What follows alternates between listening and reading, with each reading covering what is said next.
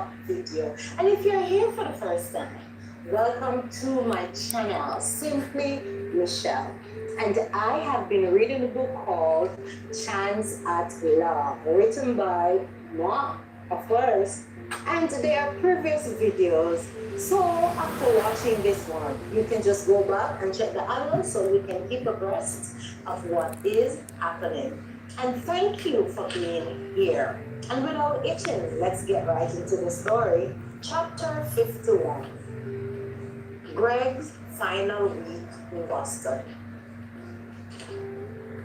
Greg hadn't accepted the invitation to stir anything in him. His mother's voice on the phone was warm, almost careful, as if she was handling something fragile. Your father and I are hosting a small get-together this weekend, said Margaret. Friends and associates, we know you're in Boston for the conference. It would mean a lot if you come. We regret that Amara can't be with you for this one. Nevertheless, we hope she'll be available for the next visit, she expressed. Greg stood by the hotel window. The city stretched out below him in silver and gold. His thought of Amara, her laugh, her steadiness, the way she trusted him without needing reassurance. I'll come, he said finally. Just for the weekend though, Mom. Mansion sat high in the upper hills of Boston, gated and luminous. A symbol of the world Greg had grown up in and curiously stepped away from. When he arrived Friday evening, the house was already alive. Soft music, laughter, drifting through open doors, half moving with quiet precision. Greg's parents greeted him with genuine affection. His dad embraced him longer than usual. His mother studied his face, smiling. You look settled, she said. Married life suits you? It does, Greg replied easily. And he meant it. You will be staying in your old room. Gladys had it prepared for you, she said. Thanks, Mom, he responded. Margaret turned to look at him, then said, No, son, thank you for being here this weekend. She patted him on the shoulder and left the room. Greg closed the door behind and stood still for a moment, soaking it all in. The room was exactly as he remembered, too exact. The same king-size bed, with its dark mahogany headboard, the same gray walls and cream, the framed polar photograph, the same page, a sense of lemon polished and expensive linen that spoke of staff who maintained perfection even in absence. 5 years and nothing had changed. He exhaled, sadly setting his bag down and loosening the collar of his shirt. The silence felt heavier than he expected. This room had once been his sanctuary. Now it felt like a carefully preserved museum of life he no longer lived. Greg crossed the room and ran his fingers over the dresser, memories surfacing uninvited. Late nights arguing with his father, his mother knocking softly with concern in her eyes, the sense of being groomed for a future he hadn't chosen. He shook his head, grounding himself, then reached for his phone. Amara, he whispered. Her face lit up the screen and the second ring. Her smile instantly easing something tightened in his chest. You made it, she said softly. I did. His voice lowering. I am in my old room, as you can see. It's strange. It feels like time just stands still here. She smiled gently, though she could hear the distant hum of music and laughter behind him. The function's already in full swing, she said. I figured, show me your room quickly. Let me see what you were like 5 years ago, she asked jokingly. He switched the camera and gave her a quick insight of his past. She laughed and teased him about his wallpaper posters. I knew you would have found it funny. Next time, I'll bring you here with me, he promised, and she agreed. So why are you locked away in your room instead of socializing? She asked. I just needed a moment, he admitted. Needed to hear you before I go downstairs and pretend I fit into all of this again. You always fit where you choose to, Amara said. Remember that. He smiled, genuine this time. I'll call you later tonight.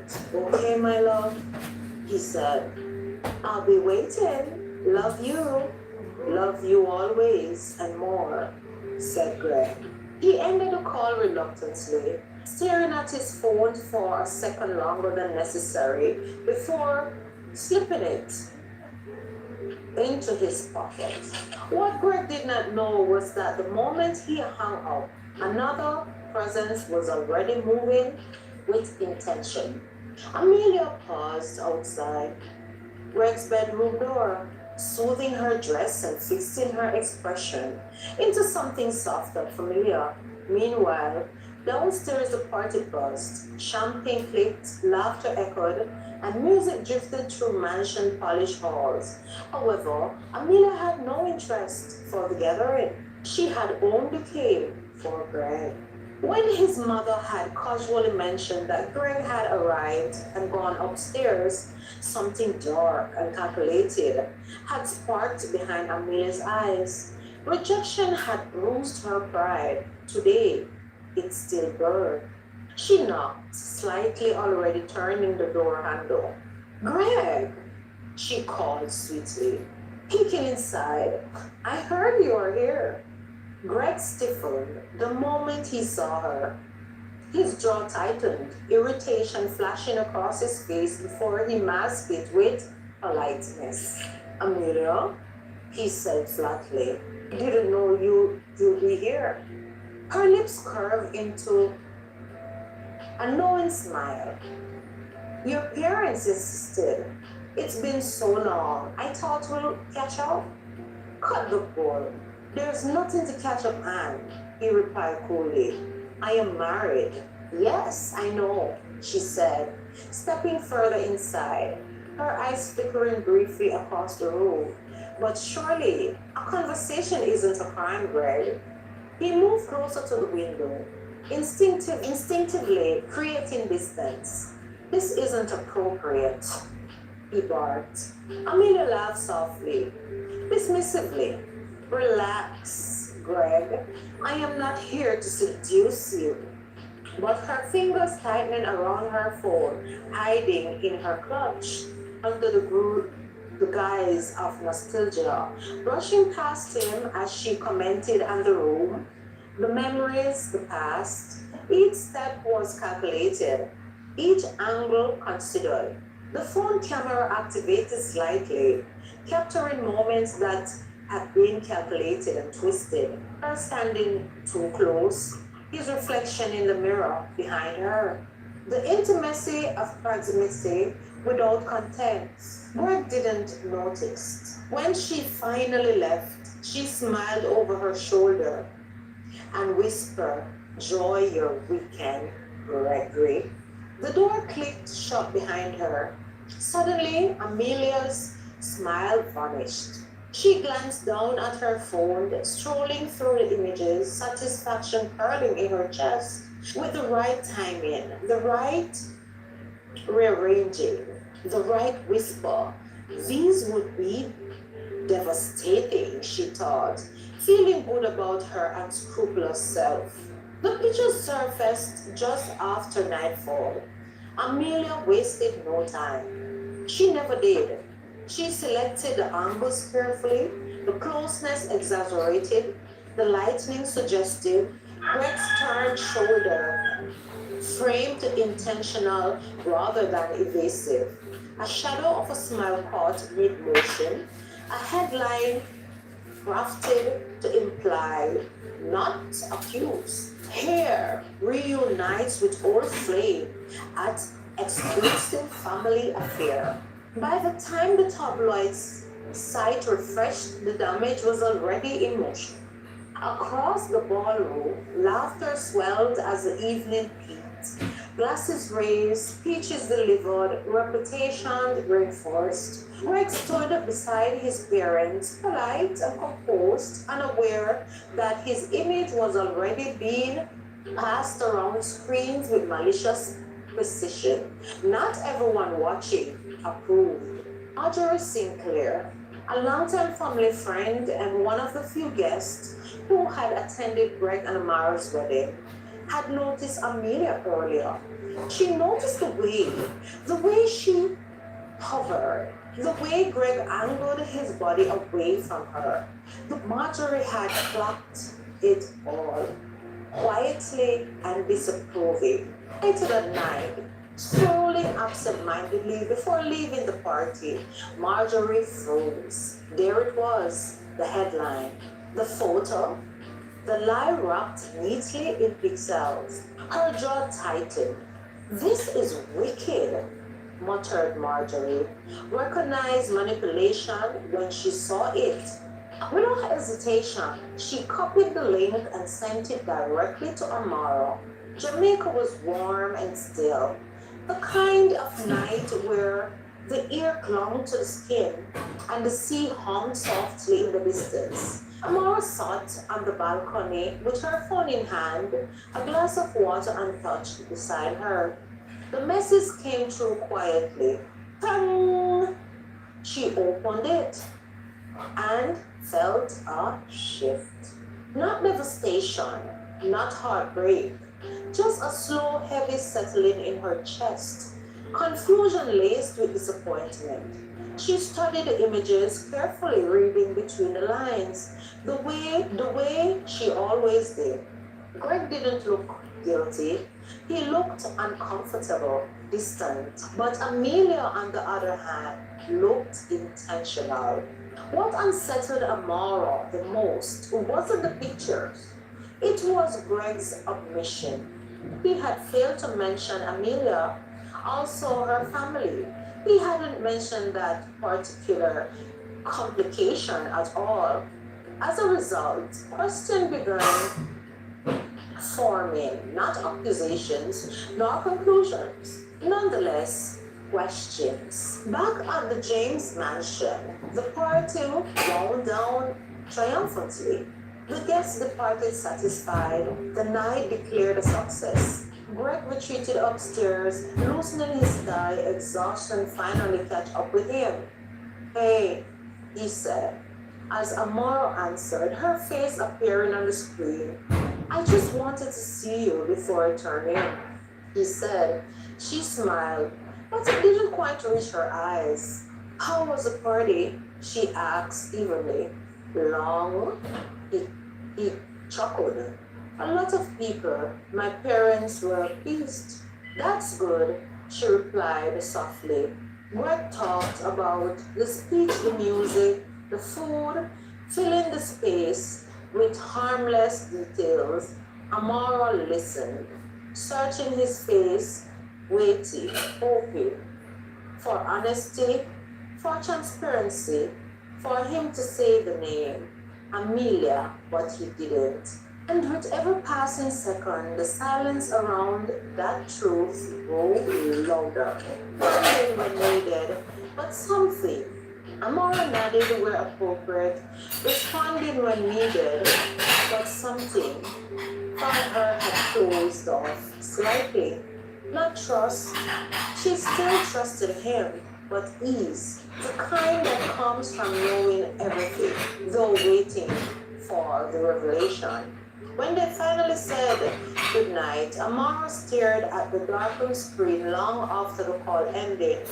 He had the chance, and he chose not to take it, thought Amara, feeling disappointed. Chapter 52. Truths in the morning light. Greg discovered the leak just after sunrise.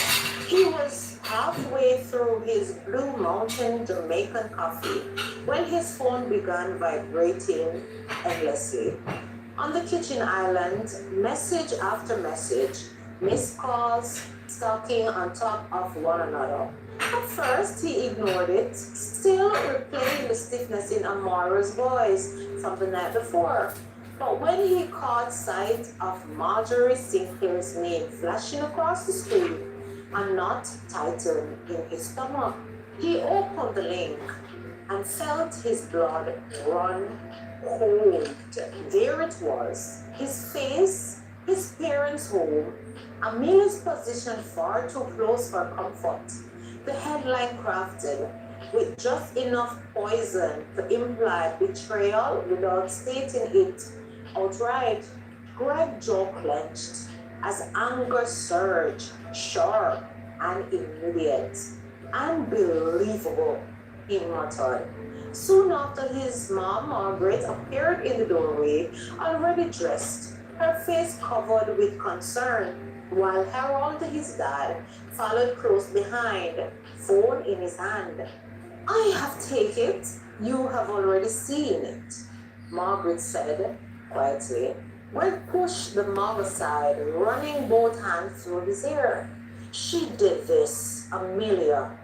I know she did, exclaimed Greg. Margaret sighed, sitting across from him.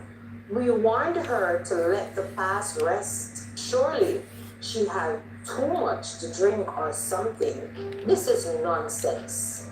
Rubbish, son. And we know it. But nonsense spread faster than truth itself, left alone. No, mother. She hadn't had too much to drink. This was calculated. And well, she didn't listen. Greg snapped, then softened.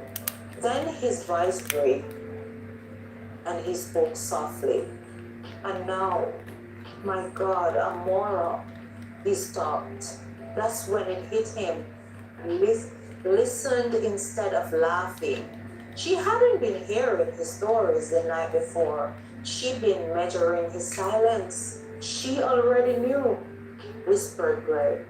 Do you mean? She asked, confused. Marjorie, Mom, she told me this morning. She said she sent an article to Amara last night. His chest tightened painfully, which means when I called her, he paused, then began to speak again. She knew. And I didn't say anything, said Greg, putting the pieces together. Harold leaned forward, firm but clear and calm. Then you must correct that immediately. Do not let her believe you are hiding something, son, expressed Harold. I wasn't, said Greg, anguish creeping into his voice. I didn't want to ruin the night. I didn't think Amelia mattered. So I didn't mention her being here at the event, explained Greg. Margaret reached for his hand. Omission can hurt as much as deception, son. You know that? He nodded, swallowing hard. I do know. I will reach out to the tabloids and do some damage control, son. Just make sure to explain everything to your wife and understand how she might be feeling about this, said Harold. Thanks, Dad. You too, Mom. I really do appreciate you both. You know you're always welcome, son. His dad patted him on the shoulder, while Margaret went in for a big hug. He found Amelia later that morning in the sunlit sitting room, scrolling through her phone as though nothing in the world were amiss. When she looked up and saw Greg standing there, her smile flattened. We need to talk, he said coldly. Amelia set her phone down slowly. About what? You know exactly what, he snapped, tossing his phone onto the table in front of her. The headline glaring up at her. You lowered those pictures. Her lips parted. then pressed together. I didn't force you to stand next to me, she exclaimed. Greg laughed sharply, without humor. You plotted this. You wanted my wife to see it. You wanted to hurt her and me. Admit it. She stood, anger flaring. You left me without nothing, Greg. You moved on like I never mattered. There were nothing to move on from. Are you delusional? We were never together. You made your choices, I made mine. Do not blame me for the consequences of your bitterness, girl. Do not, he continued, voice steady but fierce. Drop my wife into your misery. I owe you nothing. And after this weekend, you stay out of my life completely. You maniac. Amelia said nothing. Greg turned and walked away, not even looking back. Back in his room, Greg sat on the edge of the bed, phone in hand, heart pounding. He typed, deleted, typed again, deleted, and finally he decided to call Amora. Amora answered. Her calm but guarded eyes, unreadable. Amora, he said, emotion breaking through. I know you saw it. I know you knew last night. Silence stretched between them. I should have told you, he continued. Not because I did anything wrong, but because you deserve to know everything. I wasn't hiding her. I was trying to protect us, and I failed at that, exclaimed Greg. Amara breath itched slightly. I trust you, Greg, she said softly. But trust need honesty to breathe. I know, he whispered, and I am so sorry. They stared at one another through the screen, oceans between them, both aching in different ways, but still reaching. Greg ended the call, but the distance between him and Amara felt heavier than any ocean. For the first time since marrying her, he wasn't afraid of losing her love. He was afraid of losing her ease. And somewhere deep down, he knew his he knew this weekend may have already changed the shape of their marriage. And he felt a kick in his gut, knowing only too well, I have messed up. Oh my God. There you have it, guys. There you have it. Greg and Amara. Hmm. Yeah, Greg and Amara being, what would you say now, stalked by the maniac, what do you call her? Amelia? Surely, sometimes that's how life is. Some people can be real bitter. You don't have to do them anything wrong. They just feel entitled and jealous of whatever success other people, have achieved. Especially when you have been in their circle, and even when they know the truth that they are the one that have made a wrong call, and they're the one who have messed up, and maybe kick you to the curb for whatever reason, move on with someone else. And of course, that didn't work out, and there comes the jealousy. So, Greg is feeling the end of the stick. But guys, stay tuned. Let us see the next video, how this all unfolds. Will the happy couple rekindle their ease in their marriage and that free love and freedom? Or will it destroy what they have going on? Will this be a true chance at love or devastation? And like I always say, Philippians 4 verse 13. I can do all things through Christ who strengthens me. So whatever you fight to do today, do it to the best of your ability.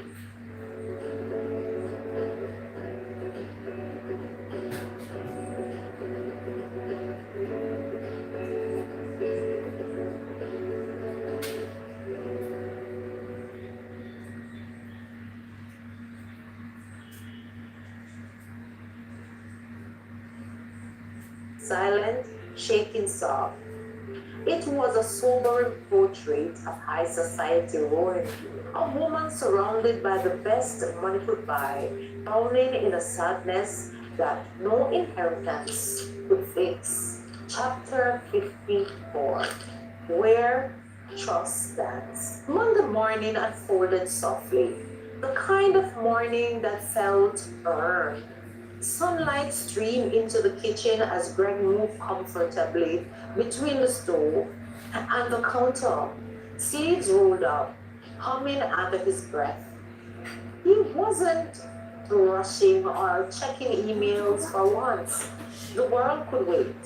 He had chosen to stay in, chosen Agora, at least for one more day, before life demanded him back to work Tuesday. Amara watched him from the breakfast area, wrapped in one of his shirts, her hair loosely tied back. The glow from the night before still lingered between them. Passion rekindled, misunderstanding laid bare, forgiveness offered without reservation. The gift still sat nearby, tangible reminders of intention. The plane tickets stuck neatly into their envelope, like a promise of the future moments. They ate quietly at first, sharing smiles, stolen glances, the ease of two people newly married and newly tested. Then Amora set her cup down. Greg, she said quietly, we need to talk about Amelia. He didn't hence, but Hugo still. I was wondering when you'll bring her up, he admitted.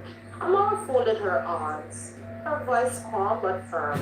I need to know what you intend to do about her. About the interference, I trust you completely. However, trust also means clarity. Greg nodded, leaning back on his chair. You're right. He took a breath. Mommy. I don't think Amelia is in love with me. Not really. What she's reacting to is watching my life fall into place, while hers hasn't. Laura listened, eyes steady. The average engagement were continued. It meant nothing to either of us. There was no love there. There was a guy by the name of Trevor. They have been together for years. Apparently, he cheated on her and ran off with another woman. Therefore, seeing me happy with you has stirred something ugly in her. Jealousy, regret, emptiness, and all the wealth, of course, cannot fix that, expressed Greg. And yet, Amor said softly, she's becoming a thorn in our marriage. He reached across the table, taking her hand. I know, and I won't let that continue. Amara hesitated, then spoke plainly. If you ever feel unable to handle her, I'm more than willing to step in and put her neatly in her place if needed. Greg smiled faintly, shaking his head. Daphne, feisty mood? He asked as he teased gently. Amar arched an eyebrow. Don't underestimate me. He squeezed her hand. I won't, and I'm not. But this one, let me deal with it, will you? She's a part of my childhood memory. Nevertheless, I won't let her disrespect my present, especially not my wife. Greg assured. Something softened in Amara's expression. That's all I needed to hear, frankly, said Amara. They stood there together after breakfast, arms around each other, the quiet comfort of certainty settling in. Greg kissed her forehead, then her lips, slow, familiar, and grounding. The kind of kiss that said we are on the same side. For Greg, the realization was sobering and beautiful all at once. Amara trusting him not because he was honest, and that trust, so freely given, made him more determined than ever to protect what they had. They were still newlyweds after all, still learning each other, still choosing one another daily. And yet, love had already proven itself resilient. Elsewhere across the sea, far from the warmth of the kitchen, Amelia sat in a sleek office, heels crossed, neatly, eyes cold and resolved. This isn't about revenge, she told the private investigator seated across from her. It's about understanding who she really is. The man nodded and poised. You want her pass? Yes, I replied. Leave no stone unturned. At least that is what I am paying you for. Edna Manley College surfaced quickly. Names followed, old friendships, old betrayals, a former fiancé, Anthony Douglas, female best friend, Janet, the one who crossed the line, a male best friend abroad, Jonathan, now lives in Paris. Amelia's lip curled slightly as she leaned back. Fine and funny, she said quietly. I want to know where he is, what he feels, and how easily he may be persuaded to remember what he lost. The investigator closed his notebook. I'll see what I can uncover, he replied. As he left, Amelia stared out the window, satisfaction flickering beneath the surface. Greg and Amara thought the storm had passed. But truth be told, Amelia was just beginning to day. And some truths, once unfolded, have a way of shaping even the strongest foundation. And guys, you have reached us far in the video. Remember to like it up. Yes, and what? If you have not yet subscribed and share it with your friends and family. And like I always say, Philippians 4, verse 13. I can do all things through Christ which strengtheneth me. So, whatever you're trying to do today, do it to the best of your ability.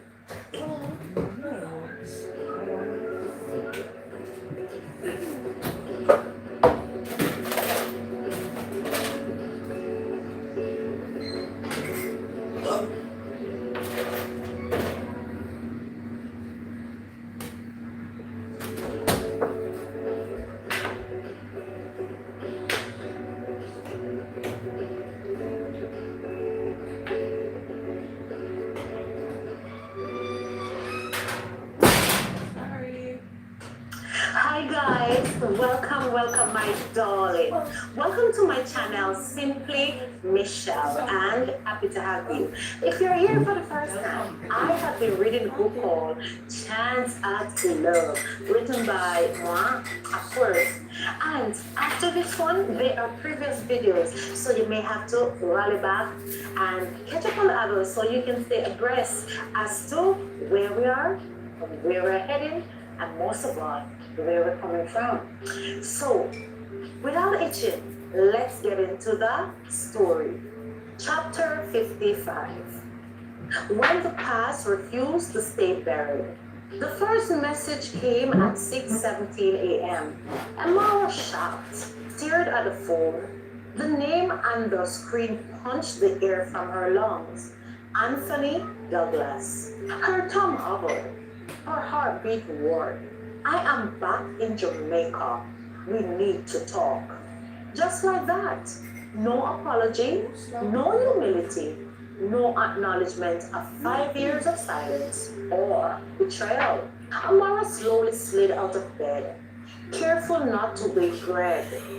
She stood barefoot on the cold tile, grounding herself, reading through the sudden surge of memories she had worked so hard to bury. Amara shook her head, breaking from the unpleasant thoughts, kissed her teeth and hung up the call and muttered, rubbish. That evening, She told Greg everything. He listened quietly, jaw tightened. But his response unsettled her, even though he didn't say much. A few days later, the knock at the door came deliberately. Three measured taps against the wooden surface of Greg's neighboring home. Precise enough to suggest confidence, too confident for a visitor who didn't belong. Amora had felt it before she heard it. The tightening in her chest, the sudden stillness of the air. Greg, standing at the sink, rinsing his coffee mug, frozen mid-air. They looked at each other. Suddenly, another loud banging on the door. Amara didn't need to ask who it was. The past have a way of announcing itself without introduction. Greg set the mug down slowly. Stay here, he said, his voice controlled, professional, the same tone he used when preparing for difficult patients. But Amara was already moving. Her bare foot carried her towards the living room. Her spine straightened, her presence worn thin. When Greg opened the door, Anthony Douglas stood there as if he had rehearsed the moment. Tailored shirt, familiar smile, regret carefully arranged across his face. Greg, Anthony said smoothly, I thought it was time we talked. Do I know you? What in heaven's name do we have to talk about? Responded Greg. Amora stepped into view. Anthony's smile flattened. I told you not to come here, Amora said, her voice calm but little. I just want 5 minutes, he replied, eyes never leaving hers. That's not unreasonable, don't you think? Greg's jaw tightened. You need to leave, he demanded. Anthony raised his hands in a mock surrender. I am not here to cause trouble. I just think honesty matters. The word honesty landed like a slap. Amora laughed. Short and sharp. You don't get to use that word. She closed the door right away in his face. From that moment on, the intrusion became relentless. Anthony didn't storm their lives, he seeped into them. Emails appeared in Amara's inbox long, reflective, soaked in regret. He spoke of university days, of missed chances, of the man he had become in Europe.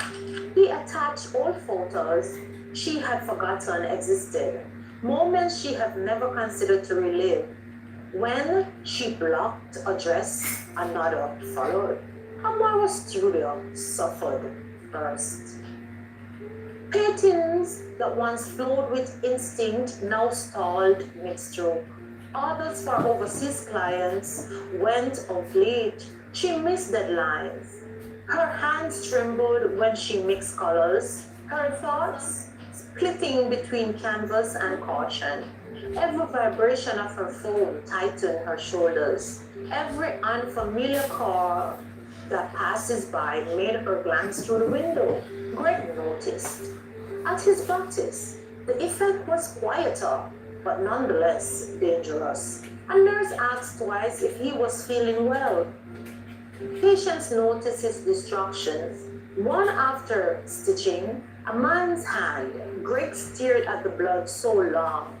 His gloves seemed messy than usual, and he stared so unnecessary. His mind was miles away.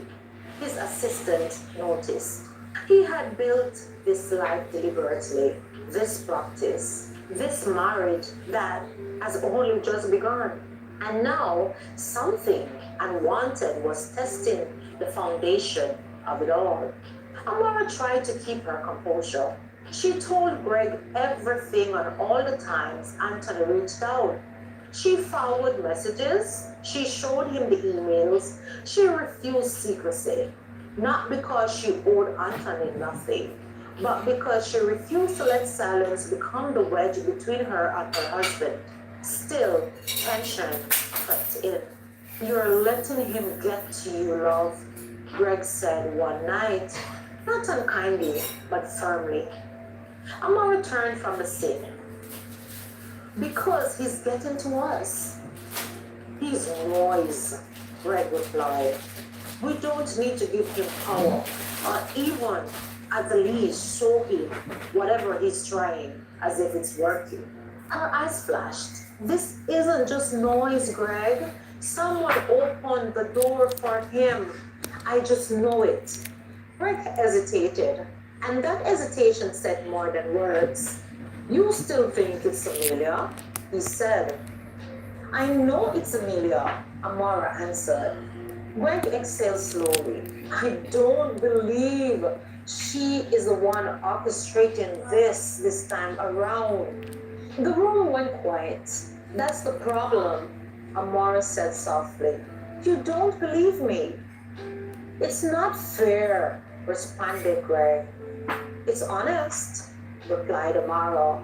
The word hung between them heavy with implication. Behind the scenes, Amelia was patient. She didn't call. She didn't text. She didn't appear. Instead, she observed.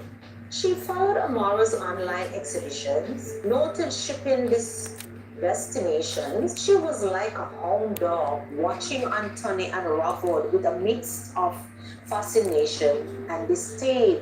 He was useful but fragile, too emotional, too eager, thought Amelia. She fed him just enough encouragement to keep him moving. "She still cares," Amelia told him once, smoothly. "People don't react that strongly unless they do, Anthony." Anthony wanted to believe that. What he didn't see was how Amelia kept her hands clean while others bled. Weeks has passed. The pressure mounted. Anthony began showing up where Amara had to be, at her gallery, supply shops, places where confrontation would cause scenes. He spoke softly, insistently telling her he had changed, that he had never stopped loving her, that Greg didn't understand the way he once understood her, and he still cares about her even more than Greg can. Each time Amara shut him down, and every time it cost her something. Sleep became shallow, her patience thin. Even moments of closeness with Greg carried an edge, as if something unseen hovered nearby, waiting to intrude. "This ends tomorrow," he said, pacing. "I am done watching him disrespecting you." "I'll deal with it," said Greg. Amara turned sharply. "No, no." Greg stopped. "Why?" "Why not?" "Because that's what he wants," she said. "And because this isn't just about him." Her voice trembled, not with fear, but frustration. "You're still protecting Amelia." "I don't give 2 cents about Amelia. I am protecting us," said Greg. Amara shook her head slowly. "You can't protect us by denying what's in front of you. And now, this," and she stopped. And there was once again silence, heavy, unresolved. They went to bed that night without touching. By morning, the weight of it all sat between them like a third presence. Greg left early for the clinic, unresolved anger tightening his shoulders. Amara stood in her studio staring at a half-finished painting, colors clashing, harmony lost. Her phone buzzed again. Another message. Another reminder that the past was clawing for relevance. She deleted it, but the damage lingered, because when trust is tested, it isn't the truth that hurt first, it's doubt. And doubt had begun to take root. As Greg drove to work, his thoughts darkened. No longer cared whether Anthony was acting alone or not. He cared that this man thought he could walk into his marriage without consequence. Tomorrow, he would confront him, thought Greg. Upfront and personal. Final. Neither Greg nor Amara realized that Amelia had anticipated this moment, and she was counting on it. Because the most dangerous fractures in a marriage don't come from betrayal, they come from pressure applied at exactly the wrong moment. Chapter 56. When restraint breaks. Greg found Anthony where he expected to. Not hiding, not retreating, standing boldly at the edge of the Marina Cafe in Negril, sunglasses on, posture relaxed, as if he hadn't been slowly poisoning a marriage he had no right to touch. Anthony turned just as Greg approached, a faint, knowing smile pulling at his mouth. And in that instant, something in Greg snapped clean in two. You've got nerve, Greg said, voice low and dangerous. Anthony tilted his head. I was hoping we'll finally talk like men. Greg didn't answer. His fist did. The fist punch came fast and hard, knocking Anthony back into a chair, scrapped violently against the concrete. Gaps erupted, but the sound blurred into nothing as Anthony staggered his feet, shock flashing across his face before anger replaced it. You think you can? Anthony started, but Greg launched again. They collided like two stars, fists flying, years of restraint and entitlement gushing into raw, protective fury. Greg, training as a doctor, did nothing to stop his rage. If anything, it sharpened it. He knew where to hit. He knew how much force to use. Anthony swung wildly, sloppily, fluid by pride and humiliation. But Greg's blows landed with precision and purpose. Then Amara screamed, "Stop! Greg, stop!" She ran between them without thinking, her hands pushing against Greg's chest. Just as his fist was cracked back again, Anthony stumbled away, blood streaking down his lips, face already swelling. Greg froze, not because of Anthony, but because of the look on his wife's face. Shock, fear, disappointment. "What are you doing?" Amara cried, her voice breaking. What are you doing?" Greg stared at his hands as if they belonged to someone else. Anthony wiped his mouth, humiliation burning in his eyes, but something else flickered there too. The fight replayed in his mind, not the punches, but Amara's reaction, the way she had looked at Greg, the way she had stepped in front of Anthony, not to protect him, but to stop her husband from becoming someone she didn't recognize. That part disturbed him deeply. He pulled out his phone and made a call. "This is getting out of hand," Anthony said, when Amelia answered. "I didn't sign up for this. I don't want to hurt her," he barked. Amelia paused, then sighed, softly, as if disappointed, but not surprised. "Anthony, you already have." Silence thickened.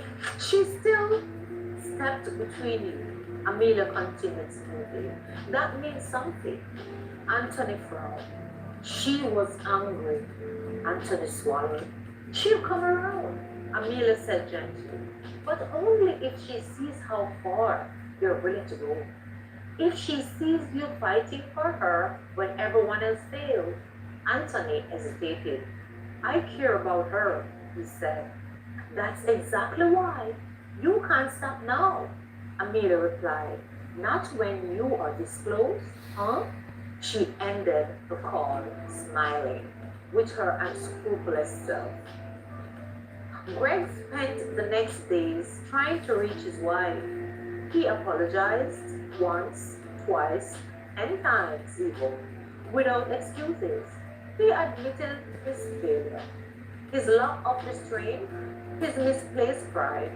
He told her he should have trusted her strength instead of letting his anger speak for him.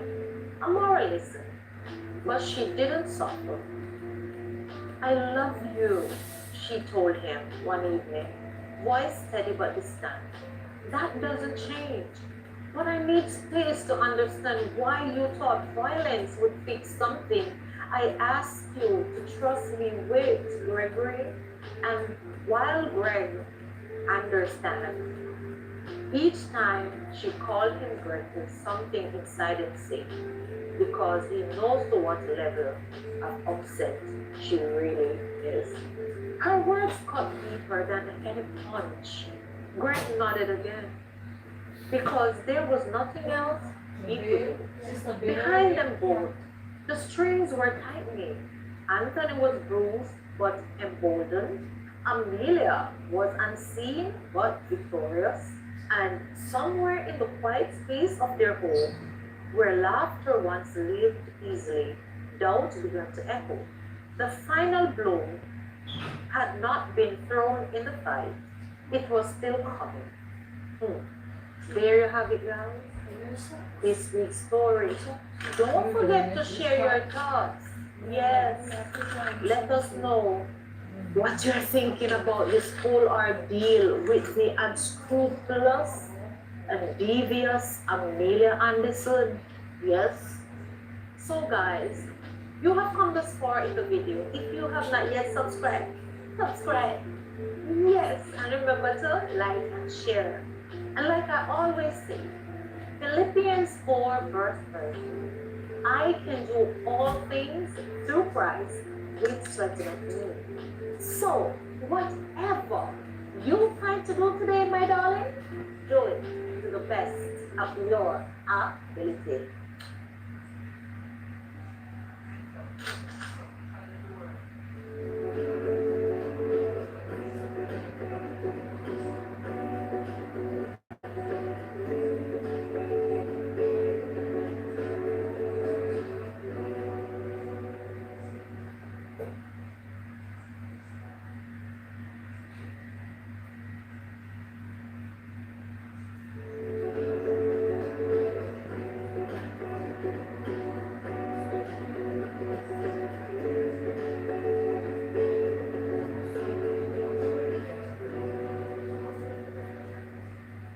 Welcome back to my channel, Simply Michelle, and happy to have you. If you are here for the first time, a hearty welcome. I have been reading a story called Chance at Love, written by moi, of course. And yes, for you to fully understand where we're coming from and where we're heading, just roll it back after this year one, and just to keep yourself abreast. Yes, so Greg and Amora, you see what have been happening to them, to all my longtime darlings. Yeah, without itching. Let's get into the story. Chapter 57, The Illusion of Victory. The Negro here between Greg and Amora had changed, trained, like a fabric pulled too tightly. The aftermath of the fight lingered in everything, in the way Amora moved around the house quietly, her words measured. In every way, Greg watched her, always alert now, as though the world had suddenly revealed too many sharp edges. They still slept in the same bed, still shared meals, still said I love you, but something fragile had been bruised. Their marriage, still young, still tender, had been forced to absorb pressure it was never meant to endure so soon. Amelia slept well that night. It was a kind of sleep that came only when someone believed they finally had maybe won or in control. She woke late, sunlight spilling through the silk curtains, her phone resting face down, and The bedside table, like a secret she no longer feared. In her mind, the pieces were moving exactly as she had intended. Greg and Amora were rattled, and Anthony was unraveling. And that pleased Amelia the most. Anthony sat alone on the balcony of his hotel room, staring out at the Jamaican coastline he had once sworn he'll never return to. His phone buzzed again. Amelia. He didn't answer. His knuckles were still bruised, his pride even worse. He had came back to Jamaica with entitlement burning in his chest, persuaded that Amar's marriage was still new enough to crack, convinced that history gave him some unspoken claim over her. But standing face to face with Greg, feeling the weight of that man's rage, loyalty, and refusal to step aside, had shattered the fantasy. This had gone much too far. He typed the message slowly and carefully. I am done. This isn't what you said it would be. I don't want to hurt her anymore, said Anthony in the text. The reply came instantly. You are already in it. Pulling out now won't protect anyone, least of all you. Anthony closed his eyes. Amelia knew where to strike. You think Greg will let this go? You humiliated him. You challenged him. If this ends, it ends with you as the villain. That was the moment Anthony realized the truth. This was never about Amara or his undying love. It was about destruction, and he was already stained by it. Back in Negril, the house felt different. Not quiet, but watchful. Amora's grandmother didn't dream lightly. She had learned over her many years in Mandeville that some dreams were not dreams at all, but warning dressed in sleep. That morning, she woke with her chest feeling tight and her spirit unsettled. The image still vivid behind her eyes, a dark shadow hovering, not touching, but circling, watching, waiting for a moment of weakness, an evil eye. And it was fixed firmly on her granddaughter, her marriage. She did not waste any time.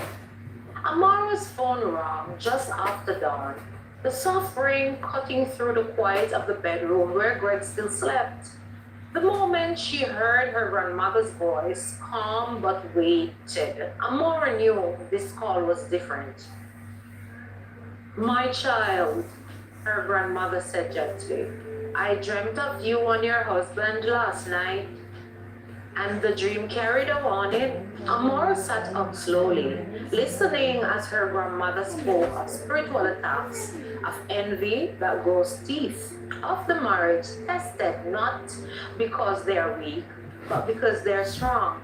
She prayed aloud over the phone, her voice steady, commanding peace and protection, calling on God's victory over Amora and Greg's union. Stick together, she urged. Pray together for each other, even when you are tired, even when words feel heavy. That is how you close doors you didn't open, child. And remember, prayer is the key to heaven's door, and the master's ears are not heavy that he cannot hear, neither his hands short that he cannot deliver. Before ending the call, she asked to speak to Greg. Greg listened in silence, absorbing every word, even though he himself was not a stranger to prayer or the things of God, being a backslider. She asked to speak to him, and it touched his heart. When she was finished, he thanked her, not politely, but earnestly. He promised they would not face this alone. And she reminded him, as only a grandmother could, that strength didn't mean silence. I know you need counsel, she said. If your spirit get weary, call me. Day or night, I am here ready to pray with you both. Or better yet, whisper a word of prayer unto the Creator. And as I said, his ears are not heavy, that he cannot hear, nor his hand short, that he cannot deliver. I know you are young people, but trust me, prayer work continued. Her grandmother. When the call ended, the room felt quieter, but not empty. Amora knew that her grandmother was a spiritual woman, and she took confidence in her words. Amora leaned into Greg's chest, and for the first time in days, they prayed together. Not long, not rehearsed, just honest words and spoken softly. Hands clasped. The intimacy returned slowly, not passion, not yet, but closeness, the kind that said, "We are still here." 2 days later, Amara's mother invited her out. Amara agreed, though her heart wasn't fully in for it. They were halfway through lunch when the air shifted. Anthony. He appeared like a ghost from a life Amara had long buried. Hesitant, thinner, eyes darting as if he expected someone to be watching. He greeted Amara's mother respectfully. She knew him, after all, knew who he once was to her daughter. She once loved and welcomed him into their family. Even blamed Amara for their breakup once, until they found out the truth. With her best friend, Janet, he cheated and run off, eloped even. Hazel answered him in her throat, glaring with fire in her eyes, reliving what he had done to her child. Anthony, not expecting to see you here? Hazel spot, ready to tell him off. But Amara signed and signaled to her, "Mom, it's not worth it. Leave the door." Anthony was about to answer Hazel, but Hazel cut him off and gave him a glare that said, "Boy, I don't want to hear anything you have to say." When he invited himself to sit, Amara didn't object, but something inside her tightened. Her mother was called away unexpectedly. Apologizing as she had to leave early, she leaned in and kissed her daughter on the forehead, ignoring Anthony, and left. "I guess I deserve that. Thanks for saving my butt earlier," Anthony said. "No need. No need to thank me. I didn't do it for you. I just didn't want my mom aggravating herself over someone that really didn't deserve it," expressed Amora. "I guess I deserve that as well," he said, looking down at his hands. They are left alone. Anthony exhaled deeply, rubbing his palms together, fidgeting. "I am leaving Jamaica tonight," he said quickly, as though he needed to say it before he lost his nerve. Amora studied him carefully, then said, "Why do you feel the need to tell me? You didn't announce when you were coming to Jamaica, arriving to turn my life into a living hell?" She blurted out. "I owe you an apology," he continued, "for everything 5 years ago and now. I can't explain it all, not yet, but I'm truly sorry, Amara." She watched his eyes, flicked around the restaurant, his foot tapping nervously against the floor. This wasn't the confidence of a man trying to win her back. This was fear. "You hurt me deeply," Amara said quietly finally. "And you were rude, disrespectful, and entitled. I was disappointed in you long before today." He swallowed hard. "I know. And once again, I am sorry," he reiterated. "It will take time," continued Amara, "before forgiveness is even possible, and I'm making no promises." Anthony nodded, shame written plainly across his face. "I understand. Your husband is a lucky man," he said. She stood, her chair scraping softly against the floor, then said, "Yes, he is, and he knows." And he ensured that I am appreciated and loved. Unlike you, you know what, Anthony? Goodbye, said Amara, take up her bags and left. As she walked away, Amara knew two things with absolute certainty. He was genuinely sorry, and he was hiding something big. That evening, the truth finally surfaced. Greg's investigators, quiet, relentless, confirmed what Amara had felt in her spirit all along. Amelia. Every thread led back to her. Payments, communications, manipulations. Anthony had been baited, rumors engineered, encounters orchestrated. Yes, it was all the devious Amelia. She was the mastermind. Greg stood in the living room, phone pressed to his ears, his face unreadable, as the final report came in. When he ended the call, he returned to Amora. I was wrong for not believing when you tried to tell me about Amelia. He said simply, and I'm sorry. She nodded, emotion tightening her throat. Thank you for saying that. I appreciate the apology, said Amara. He didn't waste another moment. Greg called Carlyle, then others, men overseas who knew how to find people who didn't want to be found. Find her, Greg ordered calmly. I don't care how long it takes. Amelia vanished that same night.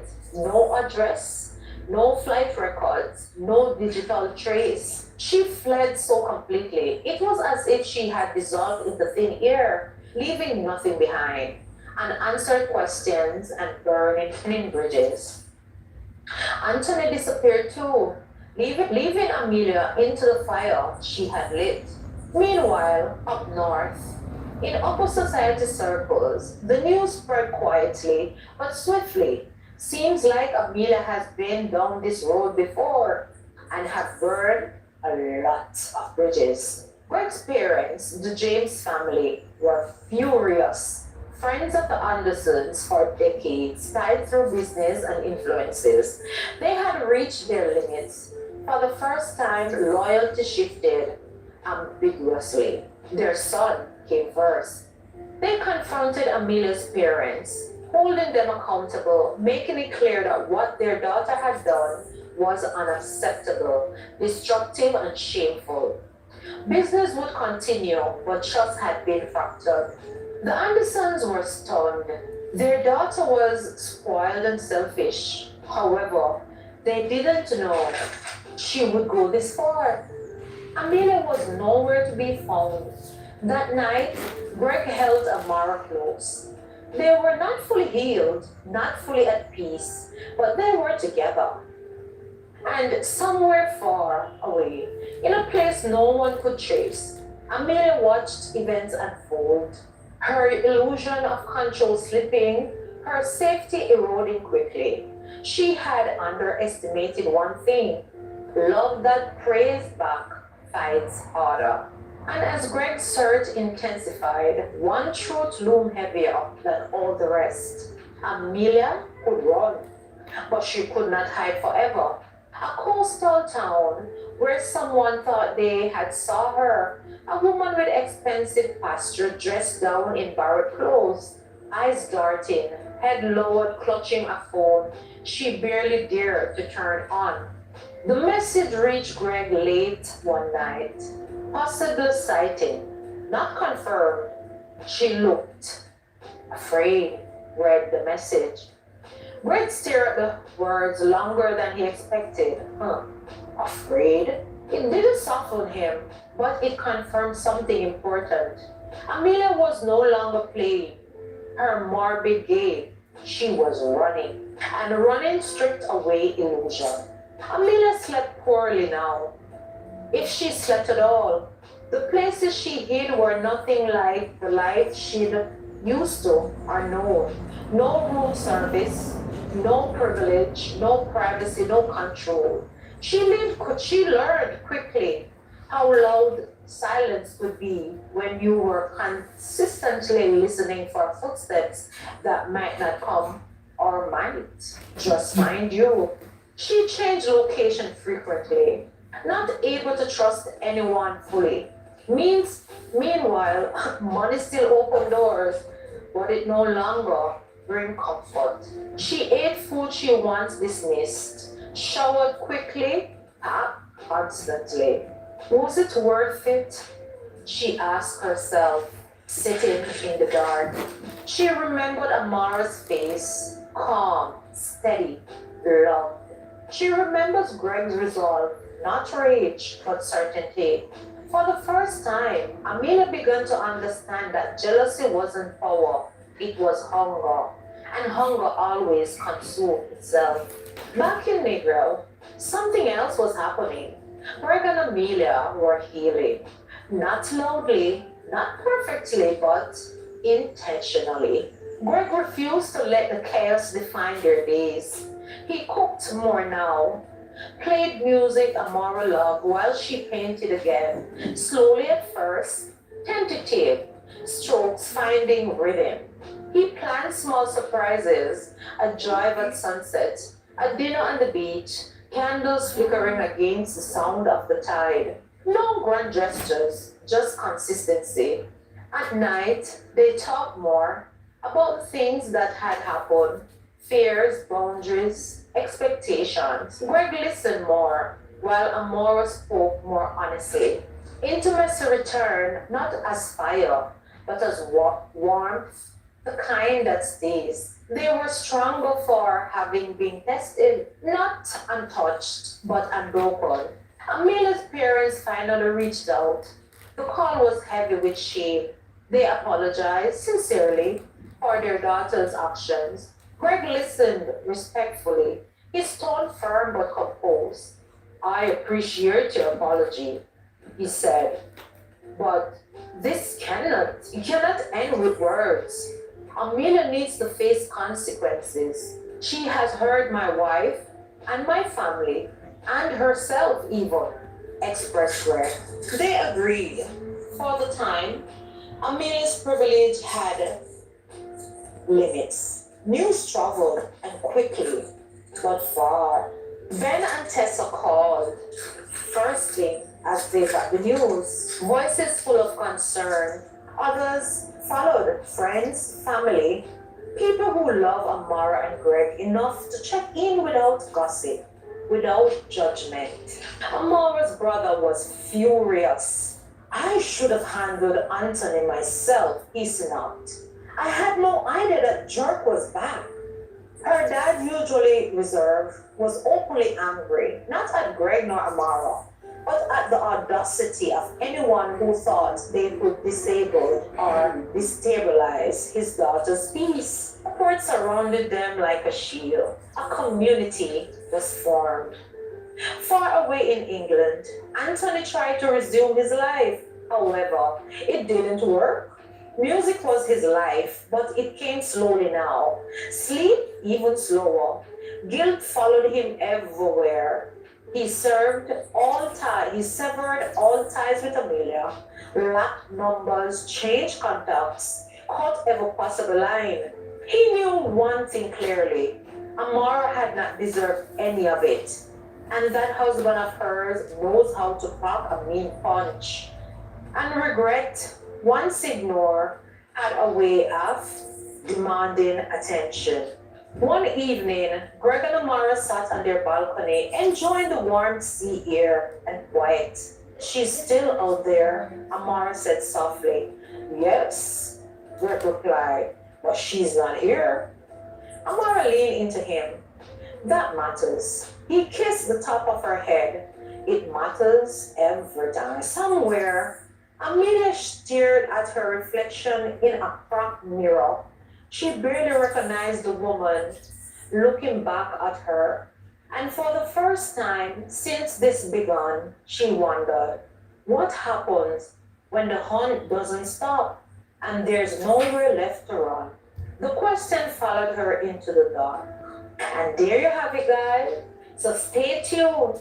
Yes, stay tuned for next week's episode to see what happened to the unscrupulous, overly confident Amelia, who decided to step into someone's marriage that don't concern her.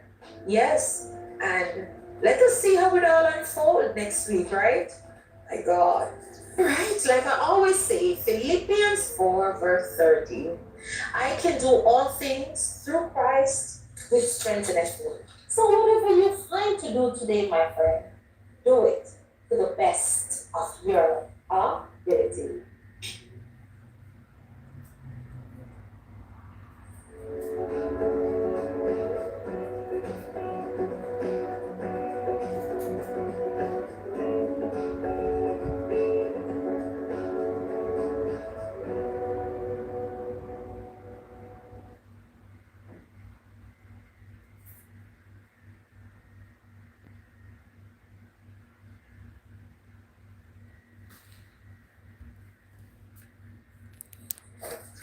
Well, guys, thank you. Appreciate each and every one for being here. We've come to the end to our first story today. Um, to continue listening to the stories, you can go over to my videos where I post these stories. Same place here in Simply Michelle. All right. Have an excellent rest of the day. God bless and keep you all. Bye bye for now. My wonderful darlings. Thank you for your support. Bye bye. Well, people still coming in. Planted. There you have aloe vera, of course.